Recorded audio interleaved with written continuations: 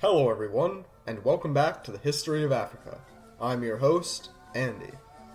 Last week, we witnessed the last pharaoh of the Second Dynasty, Khasekemwy, as he ended the long series of crises that rocked Egypt throughout the late Proto-Dynastic period, and reunited a fractured Egypt into one kingdom. He left Egypt in a state of prosperity and stability. This week, we'll see his successors extend that prosperity, and build some of the greatest monuments in human history. Episode 7, Egypt's Age of Gold. So, if you're a big fan of Egyptian history, you've probably heard of the three kingdoms before, the Old, Middle, and New Kingdoms. These kingdoms represent times when Egypt experienced a long period of great prosperity and stability, when innovation in culture and crafts were flourishing. However, records from the Old Kingdom, especially its later dynasties, are pretty sparse. For this reason, most of what we know about Old Kingdom pharaohs comes from their buildings and statues, and their political activities remain somewhat obscure by comparison. Khasekemwy's death is usually regarded as the beginning of the Old Kingdom period. In the last episode, we learned that Khasekemwy died at a surprisingly young age, ruling for only 12 years. His son, Djoser, was only a small child when his father died, so as was customary, the boy's mother, Nemetop, acted as regent while the boy pharaoh grew up. Now, I'm sure some of you are wondering why Djoser is considered the start of a new dynasty. I mean, he's the son of the last pharaoh, so shouldn't he be in the same dynasty as that pharaoh? Well, the Egyptians actually viewed family ties a little bit differently than how we view them, as they saw them as flowing through the mother's line, not the father's. This also explains why incestuous marriages were so common, as marrying your mother or sister was seen as the only way to truly preserve the dynasty. So, while Djoser was the son of Khasekemwy, he was seen as being from Nemetop's family line, and since she wasn't part of the second dynasty, neither is Djoser. Anyways, Nemetop enjoyed nowhere near the power of previous motherly regents. Unlike Nethotep and Merenith, her name does not appear on any royal serichs, and she is not listed on any king's lists. This exclusion indicates that Nemetop never truly held much royal power, and really only filled the role of assisting young Djoser with his religious duties, while the bureaucracy handled the earthly matters. The boy rarely left Memphis, and lived a comfortable, privileged lifestyle in the royal palace. When he came of age, he ascended to the throne of Egypt. Throughout his reign, Djoser would permanently live in Memphis, becoming the first pharaoh of a united Egypt to permanently reside in the capital city at pretty much all times. Djoser's first task as pharaoh involved the long-time enemies of ancient Egypt, the Euneti. These Middle Eastern nomads were expert archers, and often caused trouble for Egyptian settlements near the Sinai Peninsula, and even raided merchant caravans that crossed between Canaan and Egypt. Between these people and the Egyptians were perpetually tense as a result, with multiple pharaohs of the first and second dynasties leading expeditions into the Sinai to pacify them. Djoser ordered the creation of another one of these military expeditions to crush the Euneti. The expedition was a success. However, during this military expedition, some Egyptian soldiers noticed that the region had an abundance of valuable minerals, including valuable luxury stones like turquoise and dolomite, but most importantly, copper. To the Old Kingdom Egyptians, copper was everything. They farmed, built, and fought with copper tools. Therefore, with the discovery of copper, Djoser knew that this region was too valuable to let go. Instead, he converted the expedition into a more permanent military occupation, with prospectors and miners joining the soldiers. The Euneti were never mentioned again in Egyptian records, likely fleeing from this invasion never to return, or perhaps massacred by the invading Egyptian army. With security ensured in the Sinai, Djoser's eye turned to domestic policy. To assist him in this field, he enlisted a man named Imhotep. Imhotep was an important bureaucratic official who wore many different hats, from head of the royal shipyard to head masonry overseer. He never technically held the title of vizier, as he was a commoner, and that position was reserved only for royal family members. But he held all the power and prestige that the position implies. Imhotep was something of the Da Vinci of ancient Egypt, a Renaissance man in the truest sense of the word. Imhotep's foremost interest was in medicine, which might explain why he became so close to the pharaoh. Speculating, I think it's likely that Djoser, one of his loved ones, came down with an illness, and that Imhotep was the physician who cured them of this disease.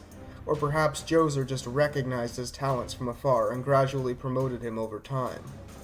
He would become a chief advisor of the pharaoh in matter of state, arts, architecture, and religion. In one ancient Egyptian folk story, Egypt is hit by a famine due to a lack of floods from the Nile. Djoser immediately turns to Imhotep for advice, who instructs the pharaoh on the proper way to conduct sacrifices for Khnum, the god of the Nile, and thus alleviates the famine. The story of Djoser's famine is apocryphal, as it was first recorded thousands of years after his reign, but I think it accurately reflects something about the amount of influence that a man like Imhotep had in religious matters. Remember that Egypt had just come out of a major religious transformation at the end of the Second Dynasty, and that the cult of Set was still an influential faction within the Egyptian priestly class. The previous pharaoh, Khasekemwy, claimed descent from both Set and Horus during his reign, as means to alleviate the tension between the two factions, and there's some evidence that Djoser continued this practice during the early years of his reign. However, it seems that Djoser abruptly ended the official veneration of Set, a decision that may have been influenced by Imhotep. Set would remain an important god in the Egyptian pantheon, but his status as an equal to Horus was vastly demoted. The trust and respect that Imhotep enjoyed is exemplified most by Djoser's decision to let him design the pharaoh's tomb. Typically, as had been the case after Den started the practice, pharaohs would design and begin construction on their own tomb while they were still alive, and would then entrust their successor to finish the proper rites and burial practices. Egyptian funerary practices were incredibly precise, and a small mistake in burial or construction of a tomb could result in the pharaoh not being able to experience the afterlife. Therefore, it's very telling of Djoser's trust that he instructed Imhotep to design and build his tomb. Clearly honored by this decision, Imhotep set out to design the most ambitious and magnificent tomb Egypt had ever seen. Prior to Djoser, all pharaohs were buried in a very specific type of tomb, called a mastaba. A mastaba is essentially a big cube made of mud bricks, with a flat roof, and sides that slope slightly upwards. In an earlier episode, I asked you to envision essentially a small pyramid with its top third sliced off. The point of this structure was to act as essentially a cap on the pharaoh's tomb, to protect those buried inside from the elements and from grave robbers. Throughout the First and Second Dynasties, these mastabas had gradually grown and shrunk in scale, but all largely followed the same plan. Some previously ambitious pharaohs of Lower Egypt had experimented with the design of stacking 2 or 3 mastabas on top of each other, but were mostly unable to build these projects at any grand scale due to the poor economic state of Egypt limiting the resources and labor at their disposal. Due to the good economic conditions, however, Imhotep had a near limitless amount of resources at his disposal, and his ambitious design would completely turn Egyptian tomb building techniques on its head. In order to showcase the grandness of the pharaoh Djoser, Imhotep figured that one mastaba was simply insufficient. Rather, he envisioned Djoser receiving not one, but many distinct mastabas stacked on top of each other.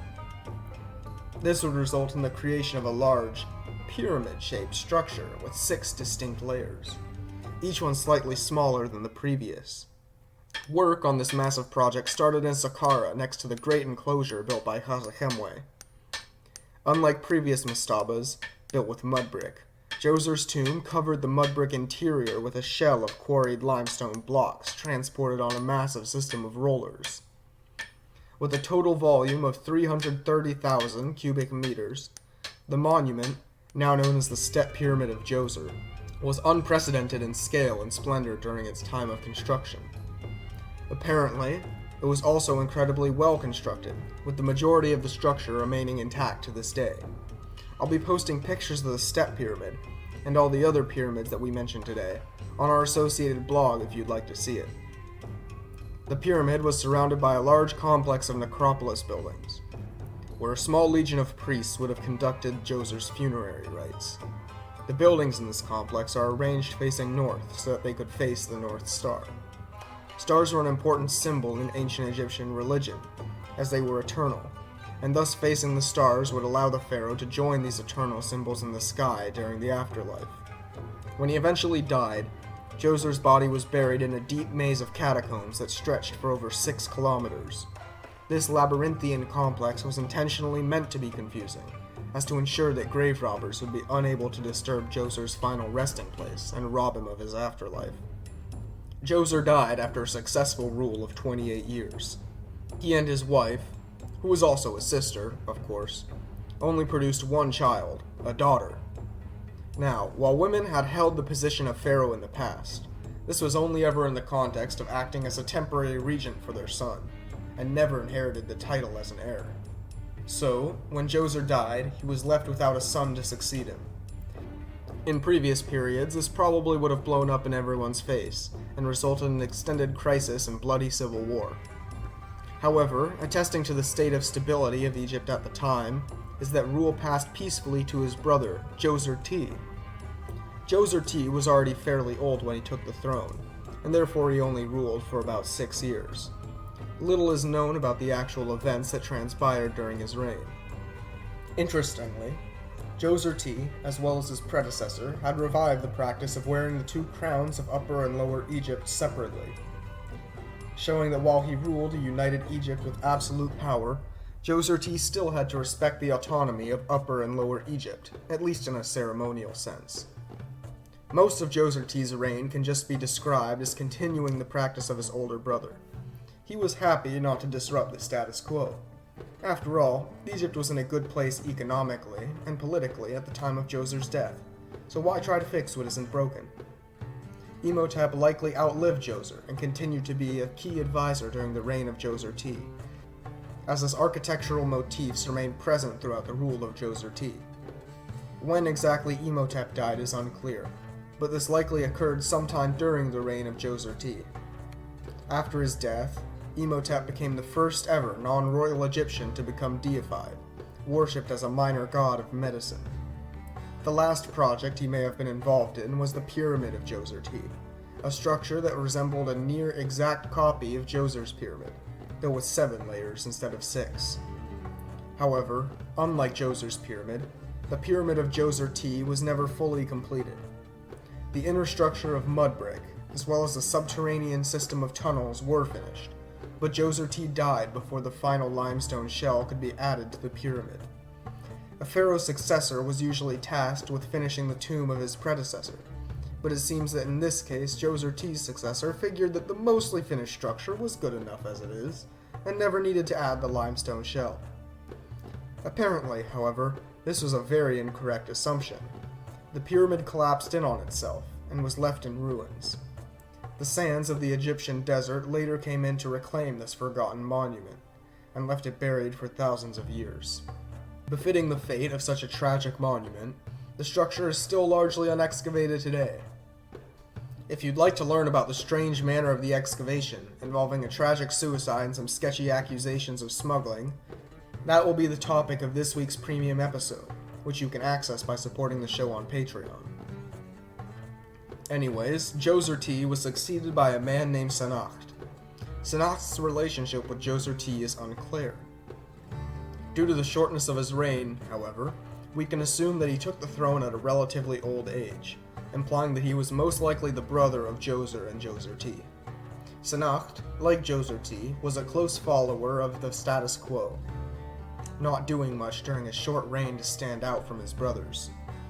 Really, the only unusual thing about Sennacht's reign was Sennacht himself.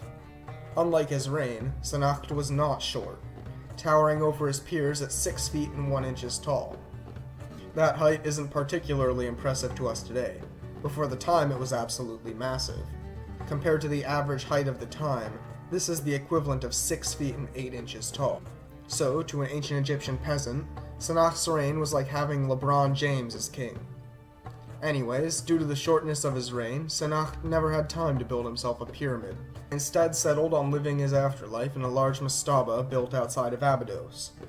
Sennacht was succeeded by his son, Huni, also known as Khaba, the last pharaoh of the 3rd dynasty. Huni enjoyed a rule of considerable length. He was the first pharaoh since Set-Peribsen to considerably expand the bureaucracy, appointing a vizier and delegating much of his local authority to nomarchs. As with previous rulers, the decision to delegate power to the bureaucracy and local leaders increased the efficiency of the Egyptian state. Egypt enjoyed a long period of peace and prosperity under Huni's rule, with many large building projects being erected during his reign. One of these building projects was the expansion of a small rural settlement near the border of Upper and Lower Egypt into a major city, Het Neset. He also pursued a project of building small step pyramids throughout the nomes of Upper Egypt. These micro-pyramids were not used as tombs, so their exact purpose remains a mystery, with the most popular theory being that they were used as places of worship. Huni also pursued a project of shoring up Egypt's defenses on its southern border. The southernmost major city of Egypt, Nekhen, proved to be effective as a border city in stopping Nubian raids in the past. However, Egypt also controlled several small settlements south of Nekhen until the First Cataract, which the Egyptians had a hard time defending. Huni had to choose a new location further up the Nile to garrison Egyptian soldiers if these settlements were to be protected from Nubian raids. He chose a strategically important location just north of the First Cataract, an island in the Nile River known as Elephantine, close to modern Aswan. Elephantine's geography made it difficult to attack from the land, and allowed the Egyptians to control what flowed up and down the Nile. Finally, in order to protect the already naturally defensible position, Huni commissioned the creation of a series of fortifications to protect the garrison at Elephantine. These forts would serve as the border between Egypt and Nubia throughout the Old Kingdom period. In the future, when relations between Egypt and Nubia focused less on raiding and more on trading, Elephantine would benefit from this economic shift and become a major center of trade on the Nile River. For now, though, it would remain a small rural outpost which served as the end of Egyptian authority. Huni died in 2613 BC, after 24 successful years as pharaoh. He sought to imitate his ancestors of Djoser and Djoser-T with the creation of a step pyramid at Saqqara. The pyramid was more humble than those of his predecessors, smaller in height and width, with only 5 steps in its structure. However, it seems that, like Djoser-T, Huni had some difficulties finishing his tomb. The pyramid collapsed not long after its construction had been completed, and today more resembles a pile of rubble than a tomb fit for a king. So far, the Egyptian pharaohs are 1 for 3 when it comes to building pyramids, and as we'll see in the future, it will still take them a little while to improve in this regard. On a side note, I think that the trial and error that the Egyptians went through to learn how to build these marvelous monuments really shows off the human ingenuity that had to go into the creation. Building a pyramid with the technology available at the time wasn't just an easy thing to do, as even a slight mistake in material used or dimensions built could result in the entire structure collapsing in on itself. To me, this makes the completed pyramids even more impressive, as it shows how flawless their design and construction had to be to stand the test of time. It also highlights that these pyramids were in fact built by humans with human error. So if you see someone on UFO forums or the History Channel say that the pyramids are too perfect to have been created by humans, you should tell them how these pyramids could only be successfully built after several failed pyramids showed them what mistakes to avoid. While Huni's reign was successful, he died without an heir, and with no living brothers to take the throne in his stead. He did have one child, however, a daughter named Hetepheres. His daughter married a nomarch from Khmunu, a city near the border of Upper and Lower Egypt, named Sneferu. Now, a son-in-law taking over as pharaoh was viewed as completely illegitimate, and in a less stable era it probably would have provoked a civil war, or at least a few rebellions. But, in a testament to just how far Egypt had come since the Second Dynasty, Sneferu's ascent to the throne was largely uncontested. With Sneferu on the throne, the Third Dynasty came to an end, and the Fourth Dynasty would somehow bring Egypt to even higher heights during this golden age. Join us next week, when Sneferu and his descendants rule the Old Kingdom during its absolute zenith, and build the Great Pyramids of Giza. Thank you for listening to the History of Africa podcast. If you like the show and the free education we provide, then I'd encourage you to support the show. This can be done by a monetary donation to our Patreon, which can be found on our website, historyofafricapodcast.blogspot.com. by giving the show a review on iTunes, or by sharing the podcast to anyone who you think might be interested.